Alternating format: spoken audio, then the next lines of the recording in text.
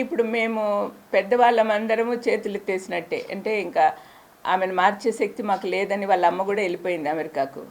ఇంకా మిగతా పెద్దోళ్ళు నాతో పాటు తమ్ముళ్ళు కానీ మా పెద్ద వదిన కానీ వీళ్ళందరూ కూడా మాట్లాడడానికి అశక్తులుగా ఉన్నారు. ఎందుకంటే ఎట్లా చెప్పిన మాట వినదు ఎందుకులే అన్నట్టుగా. కానీ దీనివల్ల రాష్ట్రం నాశనం అయిపోతుంది, ప్రజలంతా బాధపడుతున్నారు. నేను ఎప్పుడు పేదోళ్ళ పక్కన తిరుగుతూ ఉంటానండి, పేదోళ్ళ మధ్యలో వాళ్ళ బాధలు చూశాను. నేను వాళ్ళు ఎంత కష్టపడుతున్నారో చూశాను. ఈ 5 సంవత్సరాల నుంచి కోవిడ్ టైంలో కానీ కోవిడ్ తర్వాత కానీ ప్రజలు ఎంత ధైర్యంగా నిద్రపోతున్నారంటే అది కేవలం జగన్ ప్రభుత్వం వల్లనే. మరి ఇలాంటప్పుడు ఈ పిల్లలిద్దరు వచ్చి ఇంత నాశనం చేస్తుంటే శత్రువులతో ఒకటయ్యి ఎంత బాధగా ఉంటుందో మీరే ఆలోచించండి. అక్కా చెల్లెల ఎజెండా ఏమనుకుంటున్నారు మేడం? స్పష్టంగా అంటే ఇన్ని రోజులు రాష్ట్రంలో తిరిగారు, ఇప్పుడు పులివెందులు తిరుగుతున్నారు అంటే మీ కుటుంబానికి కంచిపోటు అక్కడే మిమ్మల్ని వ్యక్తిగతంగా డ్యామేజ్ చేసేలాగా మాట్లాడుతున్నారు. దాన్ని ఎట్లా? అజెండా ఏముందండి, వాళ్ళు శత్రువుల చేతుల్లో కీలుబొమ్మలు అయిపోయారు, అంతకంటే వేరే అజెండా లేదు. వాళ్ళకి డబ్బులు బాగా ఇస్తా ఉన్నారు అన్నారో అనుకుంటున్నారో, లేకపోతే పదవులు ఇస్తామంటున్నారో, లేకపోతే ఇంకా ఏం చేస్తున్నారో నాకైతే తెలియదు. కానీ వరల్డ్లీ బెనిఫిట్సే వాళ్ళు కోరుకుంటున్నారు. జగన్ సీఎం అయినప్పటి నుంచి బంధువుల రికమెండేషన్లు పెద్దగా పట్టించుకోడే. ముందు నుంచి చెప్పినాడు మాకు, మీరు బంధువులు ఇంటర్ఫియర్ కావద్దండి, నాకు మొహమాట పెట్టద్దండి, నాకు మా ఆఫీసర్లు, మా మినిస్టర్లు, మా ఎమ్మెల్యేలు వాళ్ళు ఎట్లా చెప్తే అట్లా పోదాము అన్నట్టుగా చెప్పాడు. అందుకని వాళ్ళకి పనులు కావట్లేదని కోపం పెట్టుకున్నారు. అందరికీ పదవులు కావాలండి, అందరికీ పదవులు కావాలా? పదవులు లేకుండా మనం దేవుని సేవ కానీ ప్రజల సేవ కానీ చేయలేమా?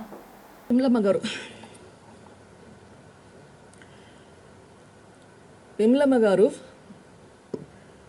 ఒకానొక అక్క కానీ చెల్లి కానీ depending on who it is 5 అబ్బాయిలు 1 అమ్మాయి గారాభంగా పెంచారు. అన్నదమ్ములందరూ అతి గారాభంగా చూసుకున్నారు. ఒక ఈగ కూడా వాడినేయలేదు.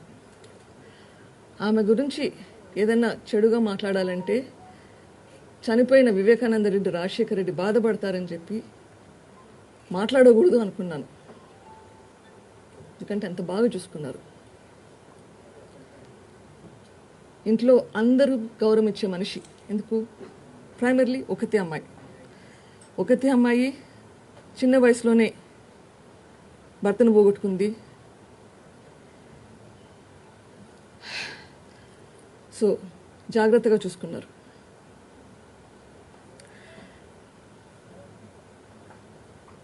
కొన్ని అంశాలు నిన్న మీటింగ్లో మెన్షన్ చేసింది. ఐ థింక్ మొత్తం ఆ ఇంటర్వ్యూ 20 నిమిషాలు అనుకుంటా. దాంట్లోనే ఎన్ని కాంట్రడిక్షన్స్, ఎన్ని అబద్ధాలు ఉన్నాయో మీకే తెలుస్తుంది.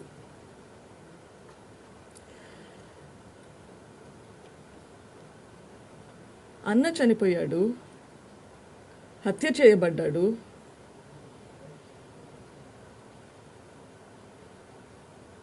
ఏదైనా ఇన్ఫర్మేషన్ ఉంటే తన దగ్గర అది సిబిఐకి ఇవ్వాల్సిన బాధ్యత తనది. మరి ఎందుకు ఇవ్వట్లేదో నాకు తెలియదు. That's right thing to do. నీ దగ్గర ఏమైనా ఇన్ఫర్మేషన్ ఉంటే అది పోయి ఇన్వెస్టిగేషన్ ఏజెన్సీకి ఇవ్వాలి.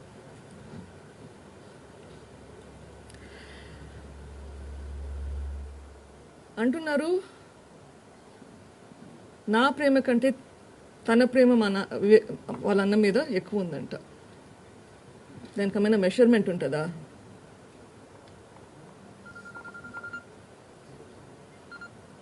I don't know.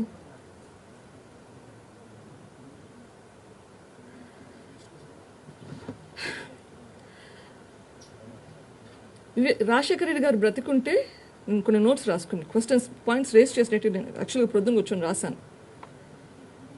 అమ్మాయిల్ని బయటకు తెచ్చేవాళ్ళు కాదు అంటున్నారు. I'm a professional. ఇన్ని సంవత్సరాలుగా మీకెవరు నేను పలాని మనిషి ఉన్నాననే తెలియదు. ఇప్పుడు రావాల్సిన పరిస్థితి వచ్చింది నాకు.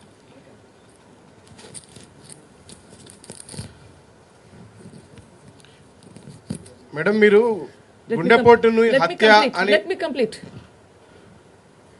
ఇప్పుడు నాకు రావాల్సిన పరిస్థితి వచ్చింది. నేను కోరి వచ్చేసే పని కాదు. ఈ సిచ్యుయేషన్ వచ్చింది, ఈ ట్రబుల్ వచ్చింది. I'm facing the situation. వెనకాడట్లేదు. జరిగింది కాబట్టి పారిపోవట్లేదు. Situation is there in front of me. ఏం చేయాలనో చేస్తున్నాను ఈ సిచ్యుయేషన్కి. షర్మిల గారి గురించి అంటున్నారు. రాజశేఖర రెడ్డి గారు ఉంటే ఆడపిల్లల్ని ఇట్లా బయటకు రానియ్యరు అని చెప్పేసి నేను అడుగుతున్నాను. అండ్ అదే ఇంటర్వ్యూలో అనింది పాదయాత్ర టైంలో తనే షర్మిలని ఎంపీగా కంటెస్ట్ చేయాలి అని రికమెండ్ చేశాను అని. ఒక పక్కన అంటున్నారు తనకి ఎక్స్పీరియన్స్ లేదు, లీడర్షిప్ క్వాలిటీస్ లేదు అని మొదలుపెట్టారు. లాస్ట్లో ఏమో తన క్వాలిటీస్ గురించి చూసి తనలో ఉన్న క్వాలిటీస్ని అప్రిషియేట్ చేసి రెస్పెక్ట్ చూసి ఎంపీగా కంటెస్ట్ చేయించాలి అని జగన్ గారికి ప్రపోజ్ చేశారని తనే అంటున్నారు. మరి ఏది నిజము? You have to decide what you're standing for. మీరు చెప్పే దాంట్లో మీకే నమ్మకం లేకుంటే ఇంకొకరిని ఏమంటారు? ఇంకా ఏమన్నారు? షర్మిల గారు ఇప్పుడు వస్తున్నారు, ఇప్పుడు తన మీద కంప్లైంట్ చేస్తున్నారు ఇప్పుడు వచ్చారని చెప్పి. మరి 3200 కిలోమీటర్లు తిరిగినప్పుడు మీకు ఇది గుర్తు రాలేదా? రాజశేఖర రెడ్డి గారు తనని బయటకు రానివ్వరు అని ఇప్పుడు గుర్తొచ్చిందా? ఎలక్షన్లలో ఇంతకుముందు క్యాంపెయిన్ చేసినప్పుడు గుర్తు రాలేదా? ఇప్పుడే గుర్తొచ్చారా?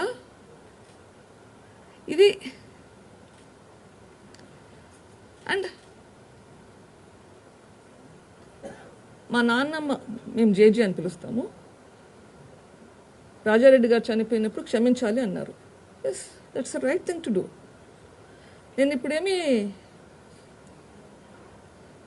నేను ఎవరిని క్షమించాలి? చేసిన వాళ్ళనా చేయించిన వాళ్ళనా?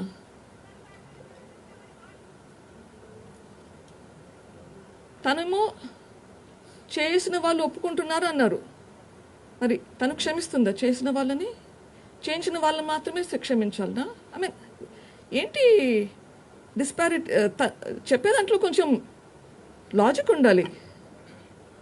అండ్ క్షమించేదానికి నేనెవరిని? ఓకే, ఈరోజు నిన్న జగన్మోహన్ రెడ్డి గారి మీద రాయి వేశారని పేపర్లో వచ్చింది, right? Does the Chief Minister have a right to pardon the person who did it?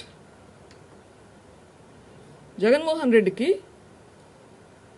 individual ga does he have a right? A crime is against the state. Idi law and order situation. నేను ఎవరిని క్షమించడానికి? అది నా personal issue. నేను క్షమించడమా revenge తీసుకోవడమా అది నా personal issue. ఇది law and order situation, శాంతి భద్రతకు సంబంధించింది. ఓ కాంగ్రెస్, ఇవన్నీ సరిపోవంటూ ఇన్ని కుట్రలు, ఇన్ని అబద్ధాలు, ఇన్ని మోసాలు, కుటిల పద్మవ్యూహంలో వీరంతా కూడా ఒక్కటై బాణాలు సంధిస్తున్నది ఒక్క మీ జగన్ మీద. మీకు మంచి చేసిన మీ బిడ్డ మీద, మీకు ఆ మంచికి మధ్య మీ సేవకుడిగా ఉన్న ఒక్క మీ బిడ్డ మీద ఇంతమంది దాడి చేస్తా ఉన్నారు. అయినా మీ బిడ్డ అదరుడు, అయినా మీ బిడ్డ బెదరుడు.